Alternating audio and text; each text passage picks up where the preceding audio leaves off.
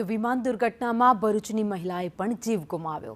સાજેદાબેનનો મૃતદેહ ઘરે પહોંચતા જ દફનવિધિ કરવામાં આવી। મૃતદેહ પહોંચતા પરિવારજનોમાં ગમગીની છવાઈ ગઈ। મૃતદેહની લક્ષ્મીનગરના કબ્રસ્તાનમાં દફનવિધિ કરાઈ। લંડનમાં રહેતી ડોક્ટર પુત્રીને મળવા તે જઈ રહી હતી અને તે દરમિયાન આ પ્લેન ક્રેશ થયું અને તેમનું મોત થઈ ગયું। અમદાવાદથી યુકે જતી ફ્લાઇટ જે દુર્ઘટનાગ્રસ્ત થયેલી, જેમાં અમારા ભરૂચ જિલ્લાના પર લગભગ 3 જેટલા લોકો આમાં શહીદ થયેલા છે, મૃત્યુ પામેલા છે।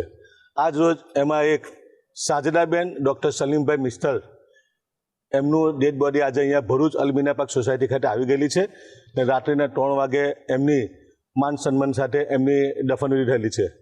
આમાં અમે જોયું કે એમની એમ્બ્યુલન્સ સાથે ઘણી પોલીસની ગાડીઓ એસ્કોટ સાથે અને પ્રશાસન તરફથી એમને અમે સલીમભાઈને પૂછ્યું તો બહુ ત્યાં અમને સારી હેલ્પ મળી।